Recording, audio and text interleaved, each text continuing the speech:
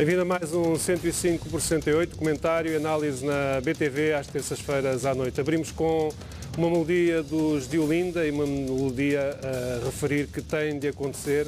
A verdade é que aconteceu mesmo ao minuto 80 do Braga-Benfica, golo de Mitroglou, um golo, digamos, muito bem inventado, muito bem criado pelo avançado grego do Benfica. Além deste assunto, vamos também abordar o apuramento alcançado esta tarde em Eindhoven pelos Júniores do Benfica. Voltam os Júniores do Benfica e o Benfica, obviamente, aos quartos de final da UEFA Youth League. É a quarta vez consecutiva que o Benfica alcança esta fase, sendo que logo na primeira edição, o Benfica disputou a Final Four em Nyon e chegou mesmo à final perdendo com o Barcelona. Portanto, o Benfica a continuar a dar cartas na Europa do futebol, ainda que um futebol jovem. Vamos ainda abordar também a antevisão ao Benfica Chaves, jornada 23 da Liga NOS, é na próxima sexta-feira, aqui no Estádio da Luz, sexta-feira à noite, 21 horas. Não deixe também de participar no programa, esse é um dos motes que lhe deixamos através do Twitter oficial do Sport Lisboa e Benfica. Que emoções conta viver aqui no estádio ou fora dele, se não conseguir acompanhar a equipa do Benfica, que emoções conta viver neste embate frente ao Desportivo de Chaves. Para já, dar as boas-vindas também ao Rogério Charras, já não nos fazia companhia há uns tempos. Obrigado, Rogério. Obrigado, Valdemar, e obrigado o capitão António Veloso, comentador BTV. António, lembrava-se que esteve no primeiro Benfica Chaves da primeira divisão, obviamente. Primeiro Benfica Chaves. Claro que sim. A única coisa que eu não lembrava era de facto o resultado, né? Porque já são muitos anos. Sei que tinha sido por um resultado mais do que um, mas não tinha a certeza que teria sido 4. Portanto, e esta sexta-feira vai haver outro Benfica Chaves aqui na Luz. O que é que tem também a comentar? O Benfica foi a Braga, vimos neste clipe de abertura também no início imagens do momento simbólico da construção de uma nova habitação para dois jovens que perderam os pais e ficaram também sem residência há 2 anos. A Fundação Benfica associou-se e um momento também que juntou os presidentes precisamente das duas equipas que se defrontavam nessa noite, o Sporting Clube de Braga e o Sport Lisboa e Benfica. Importante também o papel do futebol e da Fundação Benfica e esta parceria para viabilizar este apoio a estes jovens. Sem dúvida que cada vez mais os clubes, e neste caso o Benfica com a Fundação, tem a possibilidade de poder ajudar portanto, gente mais necessitada, que é o caso destes miúdos que tiveram e foram privados de ter a sua casa, o seu teto, e portanto, num conjunto com o Braga, conseguiu-se que estes miúdos vão ter agora um teto. Acho que isso que é bonito. O futebol tem também coisas bonitas, embora às vezes algumas pessoas o façam querer que não. Rogério, também o teu comentário é esta iniciativa da Fundação Benfica, também em parceria com o Sporting Clube Braga, também com a Prozis, a marca Prozis também se associou à iniciativa. Importante o papel do futebol. Também, eu creio que há algumas instituições, várias entidades. Envolvidas. Boa noite, antes de mais, prazer enorme voltar aqui à vossa companhia. O futebol, isto é que deve ser o extra-futebol, portanto, aquilo que deve acontecer no futebol, quando, para além daquilo que é jogado nas 4 linhas, é precisamente isto. O respeito para já entre clubes, a colaboração quando assim tem que dizer, a rivalidade tem que ficar dentro de campo, tem que ficar entre os jogadores e acho que é uma iniciativa fantástica e um enorme exemplo, mais uma vez, o Benfica a ser pioneiro, a levar o futebol para aquilo que deve ser a postura do futebol perante a sociedade. Sabemos que os jogadores de futebol são ídolos de milhares de pessoas, de milhões de pessoas. Sabemos que o futebol tem uma enorme visibilidade e, portanto, a responsabilidade que os clubes devem ter, e que o Benfica e o Braga tiveram neste caso, perante estes casos de infelicidade, de infortúnio, não é? Estes 2 jovens perderam os pais numa explosão de uma bilha de gás, ficaram órfãos, os pais, pelo que vi na notícia, os pais estavam a construir uma casa e, portanto, esse sonho também ficou pelo caminho. Mas não ficou neste caso, graças de facto à excelente atitude do Benfica, com a colaboração do Braga e de algumas instituições, e eu saúdo de facto aqui mais uma vez a postura do Benfica. Valdemar, também o teu comentário a esta iniciativa, depois já vamos falar de futebol. Boa noite. E este é o lado bom do futebol. O futebol não deixa de ter o seu lado bom, dizer que o ambiente que se viveu antes do jogo, aquela coreografia antes do jogo, foi, aliás, também assinalando aquilo que estava em causa e que aqui estamos a falar, foi fantástico. Os balões em forma de coração, depois o próprio tom de vermelho, portanto aquela paixão, aquela energia.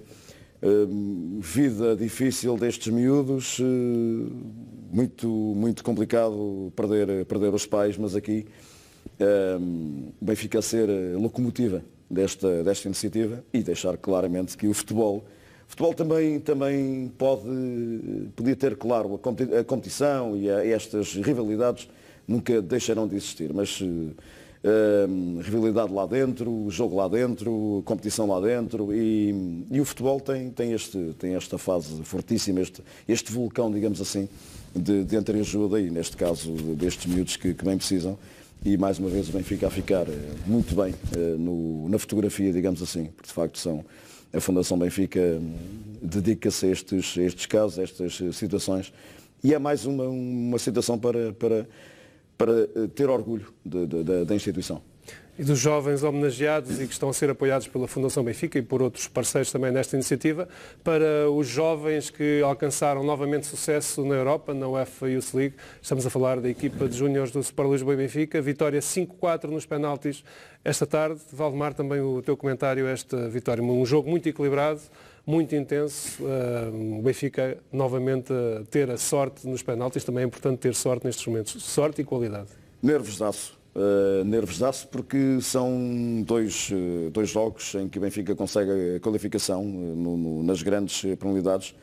A competitividade desta competição acho que evidencia também que os clubes, não só os grandes, digamos assim, porque o Benfica vencendo agora vai ter pela frente ao CSKA de Moscovo ou ao Rosenborg da Noruega. Portanto, a importância que os pequenos clubes, aos clubes mais pequenos, muito embora estejamos a falar de juniores de sub-19 anos, que dão estas competições, e aqui a certeza, hoje o guarda-redes esteve em grande plano, o Fábio esteve em grande plano, a defender as grandes penalidades. Duas eliminatórias conseguidas, os oitavos e os quartos de final, através do desempate por penaltis e fora, revela precisamente isso, nervosaço. Temos miúdos, temos equipa, novamente uma conjugação no caso dos centrais, por exemplo, eu estou sempre a sublinhar este caso, o Ruben, que já é um grande da equipa de B do Benfica, e o Pedro Álvaro, que é um miúdo de 16, 17 anos, que já anda, é do 11 titular desta equipa da Liga Jovem da UEFA. Portanto, estavam a jogar também frente a jovens de uma grande academia do PSV. Do PSV Eindhoven. E a escola holandesa. Exatamente. É ótimo e é a prova provada, não só no trabalho dia a dia, vermos a quantidade de jogadores que saem, que são lançados. Neste caso concreto aqui do Benfica, 17 em 18 portugueses, da equipa B.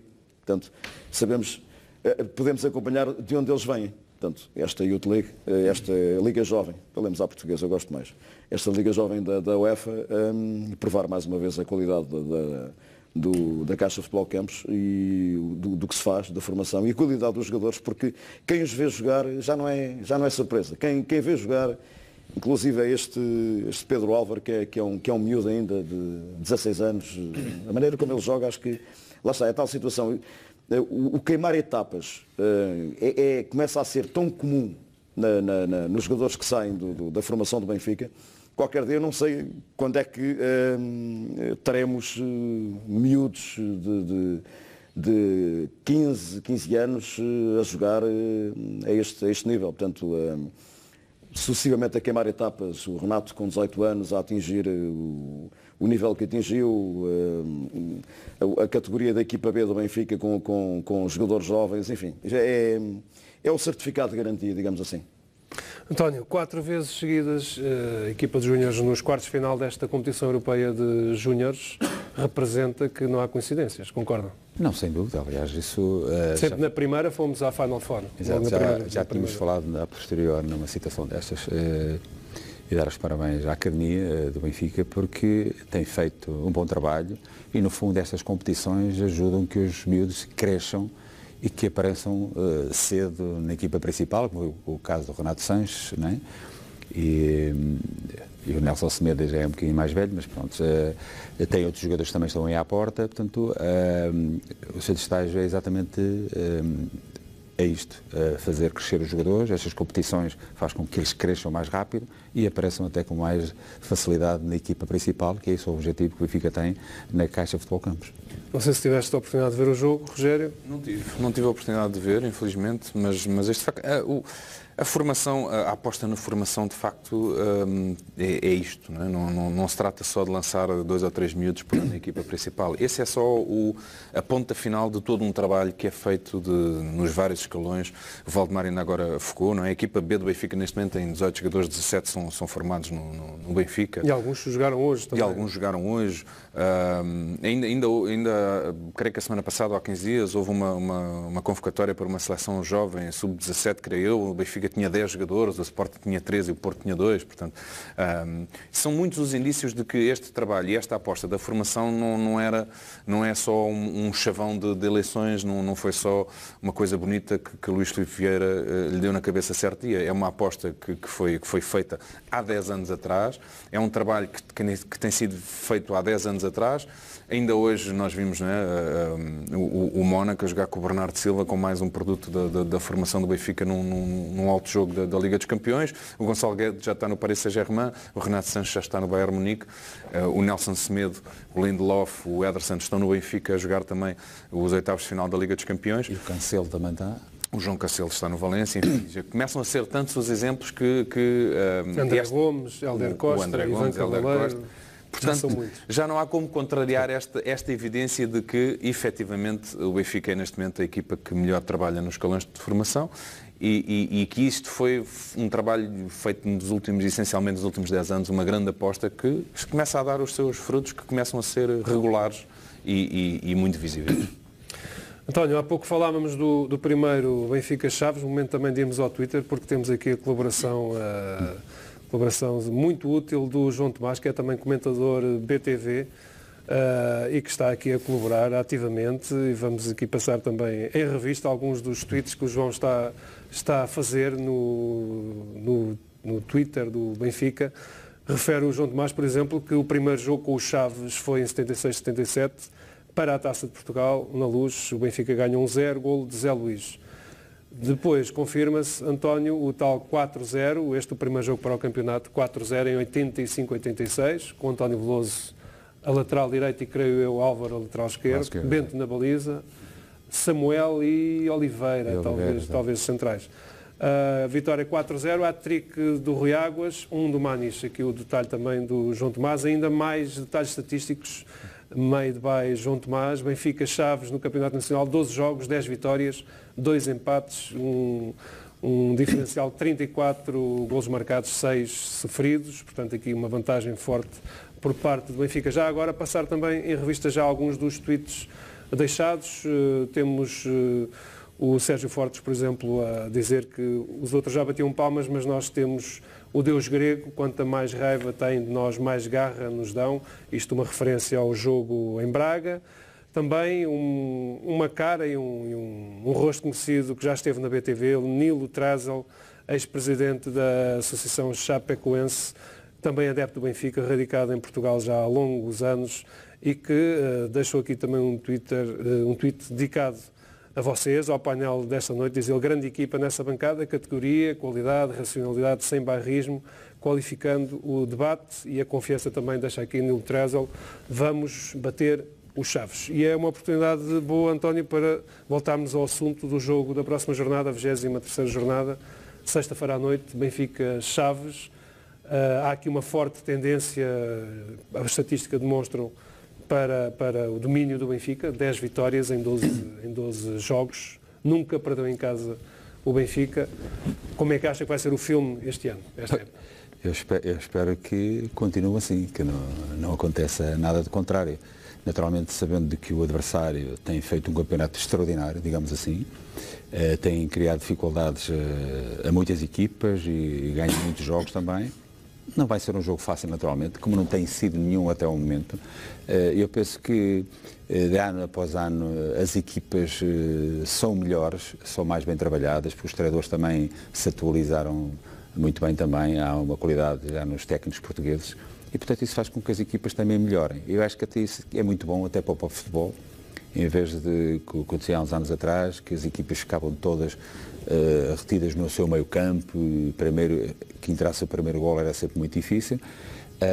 Hoje em dia não, hoje eles já têm a ambição em poder conquistar pontos e eu acho que isso que é bom para o futebol. No entanto, dizendo que o Benfica jogando em casa ou jogando fora não deixa de ser favorito, e é favorito em sua casa naturalmente, mas naturalmente que não vai ser um jogo fácil e por vezes depende também da forma como o Benfica entra sempre em jogo. Se um golo entra cedo, as coisas tornar-se mais fáceis. Quando o golo custa a aparecer, que não começa a aparecer a ansiedade e naturalmente que as coisas não podem não correr bem, mas eu estou confiante que o Benfica está a fazer um bom campeonato, apesar de ter 2 jogos para trás que não correram tão bem, mas eu acho que no fundo todas as equipas durante uma época têm sempre um ponto menos bom ou 2 que foi o que aconteceu com o Benfica, mas portanto retomou outra vez as exibições e naturalmente que se espera uma vitória independentemente das dificuldades que elas possam vir a ter. Rogério, estás em sintonia com esta confiança do António Veloso? Sim, claro que sim. É óbvio que as estatísticas valem o que valem e eu creio que não tenho dados estatísticos, mas acho que o Chaves está a fazer, se não a melhor, uma das melhores épocas de sempre da primeira, desde que está na primeira divisão. E portanto o Benfica não pode estar preocupado com o que se passou nas outras épocas, tem que estar efetivamente concentrado naquilo que é o Chaves deste ano, que é uma belíssima equipa, muito bem trabalhada primeiro pelo Jorge Simão e entretanto agora pelo seu novo treinador, cheia de bons jogadores, uma equipa muito sólida, taticamente muito bem organizada e depois que a nível de ataque tem bons jogadores. Eu gosto muito nomeadamente do Fábio Martins, acho que é um belíssimo jogador. E portanto o Benfica tem que ter consciência que vai jogar com creio que o 6º ou 7º classificado da Primeira Liga, mas obviamente que o Benfica é o primeiro, está a jogar no seu estádio, está a jogar no Estádio da Luz, vem de 2 vitórias muito moralizadoras, muito difíceis, muito complicadas, mas muito moralizadoras e de facto os jogos, as vitórias mais moralizadoras são aquelas em que de facto é mais difícil ganhar e é preciso deixar tudo em campo. E, portanto, aquilo que eu espero efetivamente é que o Benfica demonstre toda a sua qualidade, que tenha um dia normal. Nem preciso que o Benfica tenha um dia bom, preciso que tenha um dia normal, porque se assim o fizer, eu creio que o Chaves vai ter muitas dificuldades e que no final o Benfica continuará e queimará mais uma etapa rumo de facto ao tetra. Como estão a reparar, os 3 não estamos a falar para já muito do Braga, porque no fundo os vossos destaques na segunda parte vão bater nessa tecla e portanto estou a evitar repetir assuntos, portanto vamos deixar isso para a segunda parte. Valdemar, a tua antevisão também é este Benfica Desportivo de Chaves? Este Desportivo de Chaves é o Rogério diz, e eu penso, tirando aqueles Chaves da época europeia, em que andou na Europa com o Raul de Águas, tinha de facto grandes jogadores, na altura havia de mais dinheiro em Trás-os-Montes, havia os jogadores vinham da Bulgária, o Radiz Dravkov, por exemplo, o Karogolan começou por lá, eram grandes jogadores. O Chaves conseguiu e perdeu muitos jogadores, perdeu muita gente de grande qualidade, fez uma grande primeira volta, fez uma grande segunda metade do ano de 2016, a primeira parte da época. O Braga reforçou-se muito bem também porque o Jorge Simão foi para Braga, mas não se perdeu a qualidade e não se perdeu o registro com a entrada do Ricardo Soares na equipa do Desportivo de Chaves. O Chaves tem a 4ª melhor defesa do campeonato, só o Benfica, o Porto e o Marítimo são melhores. Tem a 4ª melhor defesa em conjunto com o Braga, 19 golos sofridos.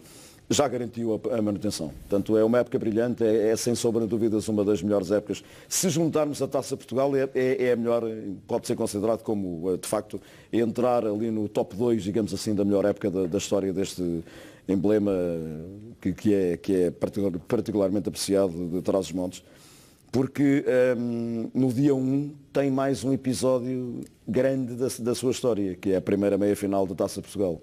O Benfica joga a 28, na data do aniversário, vai ao Estoril, portanto já a Taça Portugal, meias finais, primeira mão, no dia em que assinala 113 anos, e o Chaves joga no dia seguinte, 1 de março, com o Vitória de Guimarães, a primeira mão de uma meia-final de uma competição em que tem brilhado, deixou de fora o Porto e o Sporting. Portanto, isso é um cartaz. E até se nos lembrarmos do jogo da primeira volta do Benfica e Chaves, o Benfica aí já teve que ser altamente pragmático. Foi um jogo muito complicado. Exato, fruto do próprio estilo das equipas de Jorge Simão. São equipas que encaram o jogo peito feito. Não há ali retrancas, nem... É uma equipa que se reagrupa muito bem, sobretudo quando são equipas de Jorge Simão que se reagrupam muito bem quando lhes dão tempo. E depois é o cabo dos trabalhos tentar entrar naquela fortaleza. Também a própria equipa pode ter o lema para lá do Marão, mandam os que lá estão. Neste caso eles vêm a Lisboa. É sempre uma equipa para respeitar. O Benfica está, o Chaves vem, o campeonato está garantido, 32 pontos, tem manutenção garantida, portanto o essencial da época, exatamente, tem a época feita, manutenção na primeira divisão. É um jogo, é daqueles tipos de jogos que o Benfica tem que encarar, como sempre, entrar decidido, entrar rápido. O Benfica está numa fase de grande pragmatismo, de grande fulgor. Estamos numa fase mais de espírito de sacrifício, mais daquele espírito do campeão também tem que sofrer. Aqui penso que o Benfica pode ter um registro mais semelhante àquele que teve contra o Arouca, porque é curioso que eu continuo já agora, Luís, sendo rápido, peço desculpa, porque eu continuo a ouvir, na generalidade das análises, continuam a fazer só sanas às pseudo-qualidades exibicionais, por exemplo, do Futebol Clube do Porto.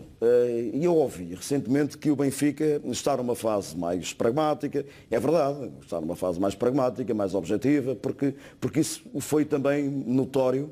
E um campeão faz disso mesmo. É preciso reagrupar para voltar a atacar. E só queria lembrar que houve grande brilhantismo. É verdade que estes 2 últimos jogos foram de pragmatismo. Mas a primeira parte, os 3 golos com o Arouca, aquilo é o quê? Eu pergunto, isto deixo no geral para alguns comentadores que eu tenho ouvido, fazem ossanas à qualidade exibicional do Porto, a jogar contra 10 com o Tondela, enfim. Mas eu queria perguntar, esqueceram certamente daqueles 3 golos de enorme qualidade contra o Arouca. Aquilo, toda a jogada e a qualidade da finalização, aquilo é o quê? É futebol pragmático ou é futebol brilhante? A questão é só para chamar a atenção. Claro, todos os jogos são difíceis, ainda por cima nesta fase em que jogos de 4 em 4 dias. Portanto, é fazer bem o trabalho de casa, manter este espírito fantástico, fenomenal, à prova de bala, à prova de tudo. Mas penso que o Benfica pode soltar-se um bocadinho mais se começar a resolver o assunto cedo frente ao Desportivo de Chaves, porque de facto é uma equipa extremamente competitiva. Agora não sei até que ponto é que, tendo o jogo com o Vitória de Guimarães 5 dias depois, não acredito que haja poupança, apesar do campeonato para o Chaves estar feito. Ainda antes do intervalo, momento para voltarmos ao Twitter oficial do Sport Lisboa Benfica, com a hashtag 105/68. Muita participação, muitas referências ao resultado alcançado esta tarde pelos Júniores. Catarina Rosado, sobre esta recepção aos Chaves, diz também: eu tenho a certeza que este vai ser mais um jogo em que vamos alcançar mais 3 pontos. Já agora, parabéns Júniores, rumo ao Tetra. Sofia Neves, que é uma das várias presenças habituais já aqui também hoje, digamos, a picarem o ponto no 105/68. A Sofia Neves a dizer que, como benfiquista, tem sempre emoções muito fortes e acredita sempre até ao fim. Lourdes Lino diz que vai, desta forma, a responder ao mote deixado no Twitter, às emoções, como vai viver as emoções. Diz que vai ser ligados à corrente benfiquista, é para ganhar. Sérgio Fortes, mais uma participação. Vamos encarar mais um jogo com o devido respeito pelo adversário, mas no final, com certeza, serão mais 3 pontos. Ainda a Susana Margarida: eu com o Benfica vivo sempre emoções muito fortes, o meu coração bate muito forte.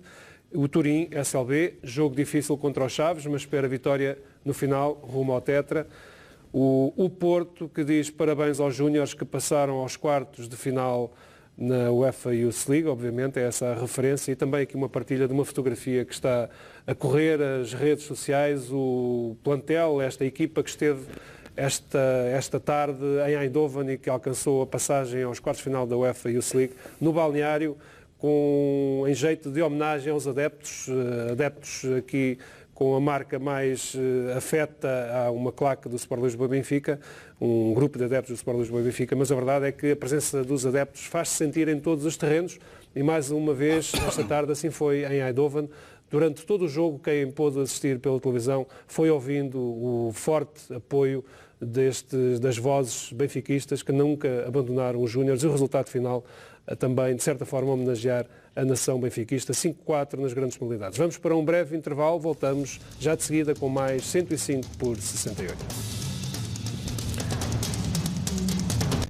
105 por 68 regressa, vamos para as habituais rúbricas MVP e Flop da semana, que no fundo se traduzem nos destaques positivo e negativo da semana dos nossos convidados e comentadores desta semana. Valdemar Duarte, vamos começar hoje por ti.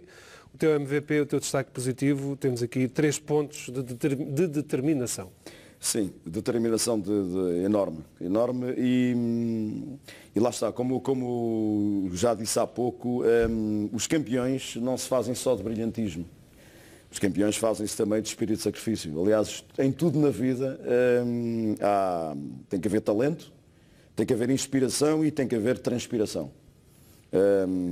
E neste caso concreto no futebol, o Benfica, qualquer campeão, neste caso o Benfica, que é o que interessa, faz-se de qualidade, de talento e de uma equipa determinada, uma equipa com chama, uma equipa com garra, uma equipa que sabe sofrer, porque nós já tínhamos feito a antevisão, o jogo com o Braga, volto aqui a referir, o estilo das equipas do Jorge Simão, são equipas, e ele teve aquela, toda a gente o criticou, e eu sinceramente quero daqui deixar uma palavra, porque toda a gente levou a mal aquilo que o Jorge Simão disse, aquela analogia que ele fez, a propósito da posse de bola. Nós de vez em quando também temos que falar um bocadinho como nós falamos entre nós, à vontade. O Jorge Simão teve aquela referência. Toda a gente sabe daquela analogia que fez com o que é a posse de bola, e depois há a posse de bola e há a objetividade. Então nós hoje tivemos um exemplo na Liga dos Campeões Europeus, em que a partir de certa altura se entra num estilo de jogo, e estou a falar do City Mónaco 5-3, o City ganhou ao Mónaco por 5-3, a certa altura não há como ir por aquela mania da posse de bola. Isto a propósito de se continuar a dizer que a posse de bola, esta equipa tem mais posse de bola, continuar a fazer-se o enfoque na posse de bola. Eu ainda sou daqueles que faço o enfoque nos golos, que é a bola no fundo da baliza. Acho que os jogos ainda decidem com isso, os remates enquadrados e os golos. Portanto, o Jorge Simão foi muito massacrado por ter feito aquela, puxar a rapariga e a casa de banho, e ficamos por aqui a propósito do posse de bola. Dizer, indo aqui claramente, o Benfica, um jogo disputado, um jogo com muitos lances polares. Acabou por ficar mal de amores, não é? É um jogo muito intenso, um jogo em que o Benfica depois, quando tentava construir, o Braga recuava rapidamente, fechava-se muito bem, depois saía muito rápido para o ataque, sem grandes pormenores de querer fazer o tal futebol de bolinha no pé, para cá e para lá. E o Benfica adaptou-se muito bem a esse registro. Foi um jogo vivo, um jogo de um registro de grande competitividade à inglesa. Umas entradas aqui e ali mais agrestes, mas um jogo altamente competitivo, em que de facto é uma satisfação muito grande, porque todos nós queremos ver, neste caso concreto, o Benfica a jogar de forma brilhante. Mas estes momentos acabam por ser ainda mais fortes, se calhar, a forma como o Benfica ganhou em Braga, até pela importância que o jogo tinha. Era um jogo fundamental para dar resposta a muita gente. Que o Benfica estava periclitante, estava trêmulo. Foi até pela forma, sendo o Mitroglou um maestro, um golo de mestre, um golo sensacional. Fintou meia equipa do Braga para fazer o golo. Se calhar aquele golo foi festejado como com o Borussia Dortmund, mas como muitos golos do campeonato não foram festejados, mesmo golos brilhantes. Porque foi uma vitória que veio cá do fundo, foi uma vitória do espírito de sacrifício, foi uma vitória de determinação, uma equipa determinada, uma equipa lutadora, em que acreditou sempre que o jogo estava complicado, era um grande teste à resiliência do Benfica. E mostrou-se a resiliência do Benfica e o espírito de união e, de facto, esta determinação que foi muito dos campeões, do trajeto dos campeões, faz-se desse espírito de sacrifício, dessa capacidade de luta e de resiliência que é essencial em tudo na vida. António Veloso, passamos aqui para o flanco direito, que o António Veloso conhece bem. Seu MVP da semana, temos aqui uma referência a um grande Mitroglou, quase, não é? Mitroglou. Vai dar ao mesmo, não é? Sim, de facto não deixou de ser uma grande vitória, importantíssima, depois de tudo que já andavam a falar. O Benfica tinha que manter o primeiro lugar e acho que o fez, por isso. Acho que o mereceu. Ainda há um bocadinho estávamos a falar das declarações do treinador do Braga. Eu acho que ele estava um bocadinho nervoso, devia de falar uma hora mais tarde, porque de facto o Benfica ganhou por 1-0 com toda a justiça, mas não esqueçamos que ficaram um golo mal anulado e um penalti por marcar.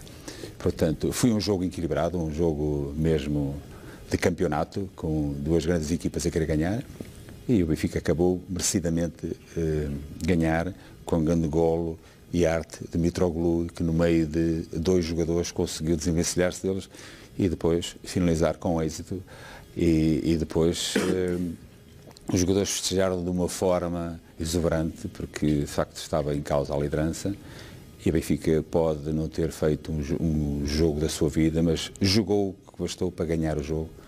Não fosse o árbitro ter mais uma vez ter castigado ou penalizado o Benfica nessa situação, mas mesmo assim o Benfica consegue ultrapassar tudo isso. Eu acho que é importante, o grupo está forte. E isso é que se pede, que independentemente das arbitragens ou de tudo que possa correr de contrário, nunca baixar os braços. E o facto que no final, da forma como exibiram os seus festejos, é particularmente importante, porque se nota uma grande união.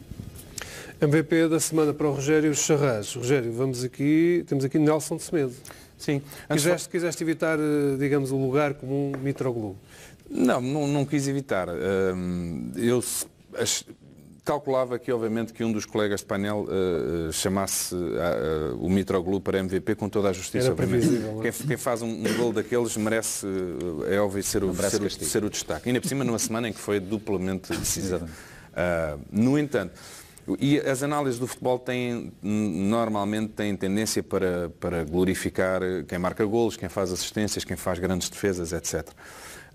Mas há jogadores que, de facto, pelo seu trabalho e pela sua coerência, pela consistência que têm, que merecem, de facto, também um grande destaque. E o Nelson Semedo, para mim, não é o MVP desta semana, é talvez o MVP dos últimos 2 ou 3 meses, porque o Nelson está a fazer uma época incrível. Na minha opinião, é neste momento o melhor lateral direito português, sem desprimor nenhum para o João Cancelo, que é um grande jogador, e para o Cédric Soares, que é outro grande jogador.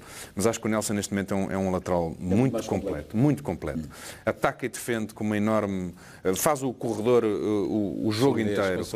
Uma solidez enorme, quer atacar, quer defender. Imprime ao futebol ofensivo do Benfica uma dinâmica que é muito difícil para os adversários. Achas que isso vai ser visível, isto agora em jeito de provocação, na próxima convocatória do Selecionador Nacional, Fernando Santos? Eu acho que o Fernando Santos tem neste momento, obviamente, um problema delicado, porque o Cédric Soares foi campeão da Europa e é um grande jogador e está a jogar bem em Inglaterra. O João Cancelo foi chamado, entretanto, e tem justificado a chamada com golos e com exibições. E obviamente que neste momento, com 3 laterais direitos a jogar desta forma e com esta qualidade, eu reconheço que é muito difícil para um treinador, para um selecionador, deixar qualquer um deles de fora. Agora, eu não tenho a mínima dúvida que deixar o Nelson Semedo neste momento de fora da convocatória é uma enorme injustiça, e o Benfica, de facto, eu creio que o Nelson Semedo é o jogador mais regular desta época no Benfica. O Grimaldo teve um início fantástico, o Jonas, assim que apareceu, fez a diferença, o Mitroglou ultimamente tem feito a diferença, o Pizzi, enfim, talvez entre o Pizzi e o Nelson Semedo estejam os dois jogadores que mais têm contribuído de forma consistente para a época de sucesso do Benfica. E com mais jogos também. E com mais jogos, e sem lesões, o Nelson, e sempre com um papel de destaque, lá está, não aquele destaque que aparece nas parangonas dos jornais, mas obviamente que é um papel absolutamente decisivo, quer manobra defensiva, quer na manobra ofensiva do Benfica. Algumas referências também aqui ao Twitter, com vários tweets novos e recentes, uma participação constante também dos nossos espectadores, e se calhar alguns nem sequer estão a ver a emissão na televisão, não sei. Temos aqui, por exemplo, um tweet muito engraçado, José Manuel Motim, que diz que vai ficar arrepiado. Eu acho que isto é no sentido elogioso e irónico para as narrações habituais do Hélder Conduto na BTV. Há mais uma na sexta-feira à noite, se não puder vir ao estádio, obviamente, porque o Benfica precisa do apoio de todos aqui no estádio. No entanto, se não puder vir ao estádio, tem a emissão da BTV e provavelmente muitos vão ficar arrepiados. O Fernando Gomes diz que as chaves do Tetra passam pelos flavienses, seja como for. Depois também a Sofia Neves a referir, também fazer referência aqui aos vossos MVPs, e ela também a querer participar e a deixar a sua colaboração com o melhor da semana. Para mim foi a vitória do Benfica. Ainda a Inês 1904, entre outros tweets, que diz sobre o jogo de sexta-feira: vai ser um jogo difícil, mas sei que vamos conseguir. Muita confiança também nas versões online de comunicação, muito utilizadas hoje em dia, as redes sociais. Vamos para os flops da semana, os destaques negativos da semana. Valdemar, voltas a ter a posse de bola, agora com uma abordagem positiva sobre aquilo que é negativo, digo eu. Conselho de arbitragem. Já, se bem te lembras, e se bem se lembram, já não é de agora que eu falo, tenho falado da falta de critério, porque não há dualidade de critérios. Tenho falado da falta de critério dos árbitros, nomeadamente em relação às entradas violentas, entradas sobre, neste caso concreto, os jogadores do Benfica, Luizão e Salvio. Tenho chamado aqui várias vezes um dos caça-pernas do futebol português, que é o Filipe, que é o defesa do Porto, que já é provavelmente, ou é de certeza, o jogador mais poupado à expulsão do Campeonato Nacional. Agora vou mais além. Agora, porque isto não pode ser só os árbitros. Ainda em Braga tivemos mais uma vez o lance de Rosic com o Salvio, tivemos o Mitroglou, mas eu vou mais além. E eu falo aqui do Presidente do Conselho de Arbitragem, José Fontelas Gomes, mas já é muito antigo, mas eu ainda sou desse tempo. Vocês lembram-se dos teatros de marionetas? Não lembram? É o que se está outra vez a passar no futebol português. Há um fantoche, vulgo marioneta, que está à frente do Conselho de Arbitragem. Pois a marioneta é mexida por uns cordelinhos. Alguém mexe nesses cordelinhos e depois acima está o encenador, aquele que pensa na peça, enfim. A arbitragem portuguesa está assim, porque aqui esta jornada foi, se nós quiséssemos ir por um tom de estarem a provocar o Benfica, tu tiveste na mesma jornada um árbitro que foi decisivo para a punição do treinador do Benfica, Rui Vitória. O primeiro jogo que ele volta ao banco na competição nacional encontra o mesmo árbitro. Não foi fair play, aquilo foi caráter, foi personalidade. O Rui Vitória ir cumprimentar o árbitro no final do jogo. Na mesma jornada, tiveste no jogo do rival, Futebol Clube do Porto, o árbitro, Luís Ferreira, que será porventura o pior árbitro do futebol português hoje em dia, que tinha feito a arbitragem sensacional com o Boa Vista no Estádio da Luz. Portanto, tiveste o 2-1. Se isto não é provocar, é o quê? Se nós quisermos ir por esse aspecto, ter o árbitro que o Benfica teve em Braga, com o histórico que havia, histórico bem recente, se nós quisermos ser mais assintosos, uma provocação. Depois houve outra provocação de Luís Ferreira a apitar no Dragão. Curioso é que Luís Ferreira teve se calhar o caso, ou os casos, penalti e expulsão, mais aberrantes do campeonato deste ano, que já tinha conseguido aquilo que acho que nunca um árbitro conseguiu, que foi errar 3 vezes contra o Benfica no jogo com o Boa Vista. Eu não vou dizer que ele é mau, ele não presta. Luís Ferreira não presta, não é um árbitro que não presta. Aliás, pela própria atitude, e já não é a primeira vez que eu falo aqui, ele estava em pânico quando foi o Benfica Boa Vista, quando foi o terceiro golo do Boa Vista, ele estava em pânico a olhar para o assistente. É advogado, acho que ele inclusive já participou em noutros processos como advogado. E de facto eu vou mais, ele não presta, quem tem a culpa é quem o põe lá. E esta curiosidade, teres novamente o árbitro que tiveste no Benfica, no Braga-Benfica, que era um jogo transcendente, e um árbitro que é capaz de ser do pior, se não é o pior, é um dos piores do Campeonato Nacional a apitar no Dragão, com os resultados que se registaram. Mas eu já passo a culpar a falta de critério do Conselho de Arbitragem. Ou então quem é que manda fazer as nomeações? Quem é que nesta altura está a mandar? Quem é que está a mexer na marioneta? E quem é que está nesta altura a tomar conta da peça? O Benfica, e muito bem, sempre com um espírito de urbanidade, de correção, não criticou. Teve que ser em primeira instância o Rui Vitória a dar a cara. Eu pessoalmente acho que não deveria ser só o treinador do Benfica. E quero aqui dizer, de facto, o Rui Vitória tem, cada vez o aprecio mais. Cada vez aprecio mais o caráter do Rui Vitória, porque foi ele, no fundo, que teve que dar a cara pelo Benfica. O treinador é, de facto, um grande chefe de equipa, é um grande treinador e é um grande benfiquista porque deu a cara pela instituição. A bater na mesa, a mostrar a revolta, não só do que aconteceu em função do castigo que lhe foi aplicado. E o Benfica, muito bem, depois de tanto suportar, pede esta reunião com o Conselho de Arbitragem, que eu não sei, eventualmente é uma chamada de atenção, mas tudo o que tem acontecido, a invasão do centro de treinos dos árbitros, sucessivamente árbitros do Porto ao arredores, nomeados para os Jogos do Porto, deu resultado. E depois, a cereja no topo do bolo, os 2 únicos árbitros, mais 4 ou 5, de jeito, que é em Portugal, mas os 2 melhores árbitros, vão ganhar uns dólares para o Médio Oriente, para os países do petróleo.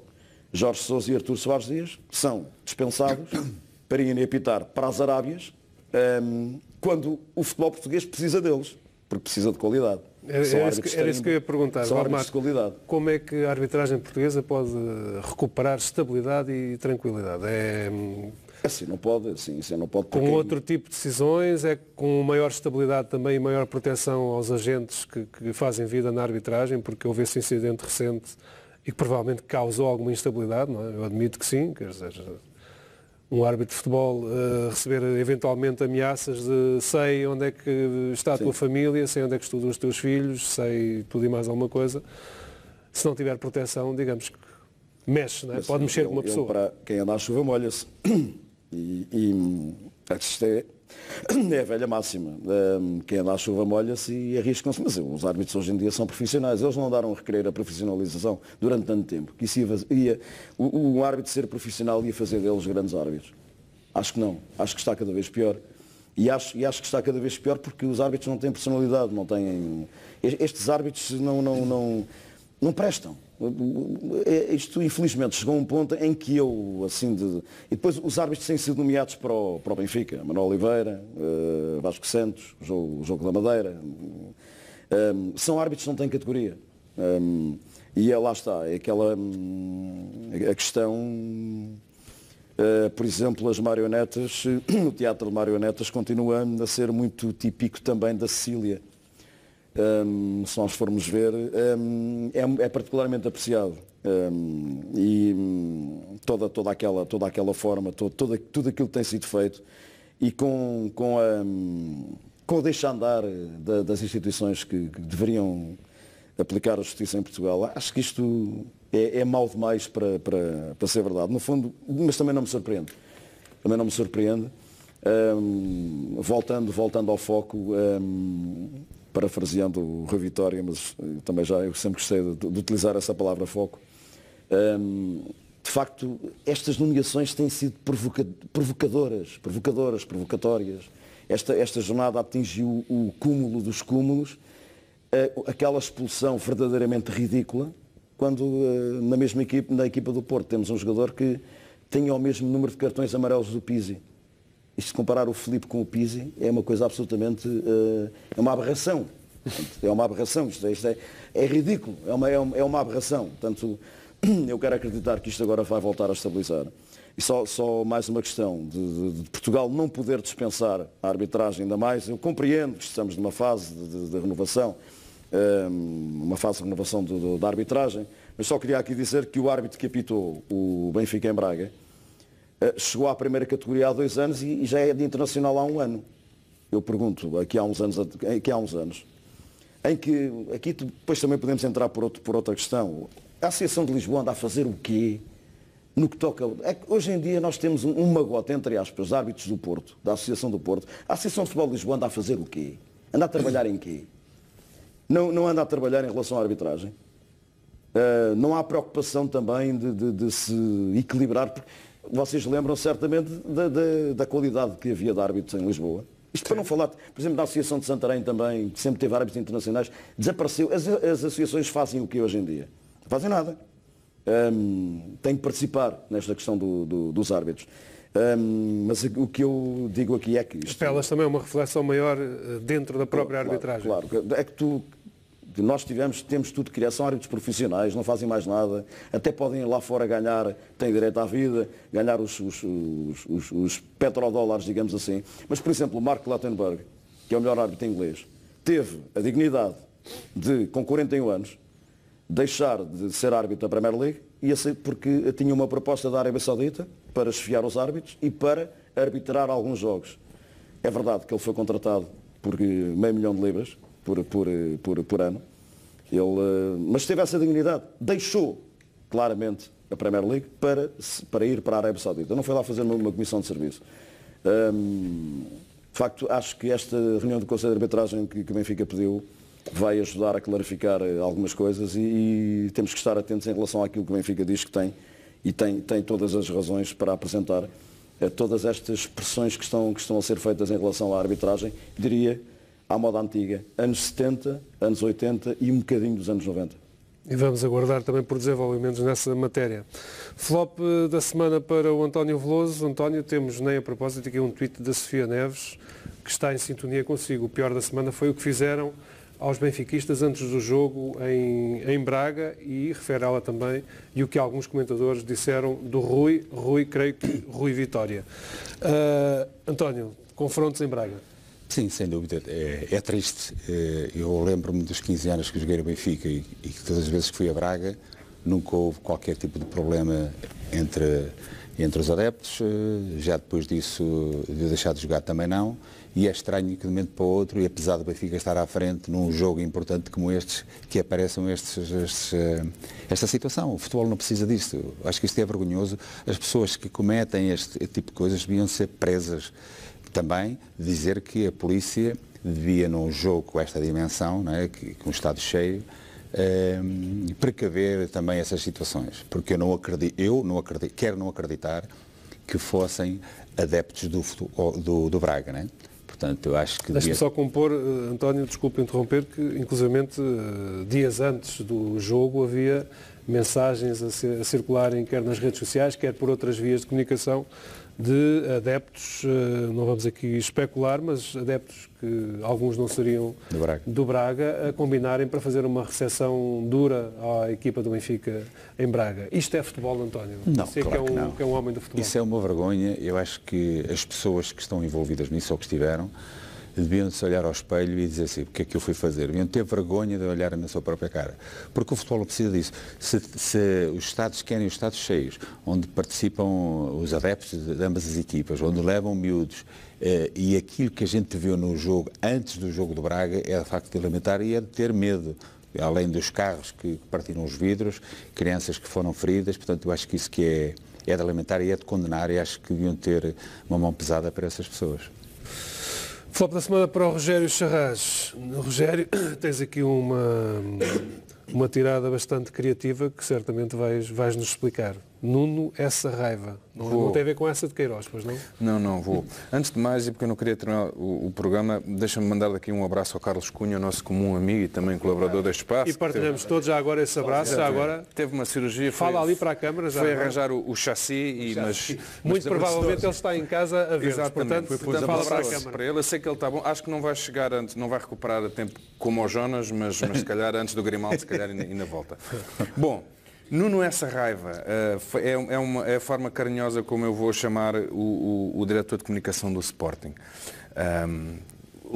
Rui Vitória, na conferência de imprensa do lançamento do último jogo, sentiu-se injustiçado, disse o que sentiu-se injustiçado, e diz ele, e eu concordo, que é dos treinadores e dos agentes do futebol o que tem uma atitude mais responsável e que menos fala de arbitragens e tal, e portanto achou o castigo exagerado. E às tantas o Rui Vitória diz que tem consciência de que a sua opinião influencia 6 milhões de pessoas e portanto que se tiver uma atitude agressiva vai passar isso para 6 milhões de pessoas, mas por isso é que ele prefere ter, e ele diz isto, por isso é que ele prefere ter uma postura responsável, porque precisamente assim vai influenciar 6 milhões de pessoas.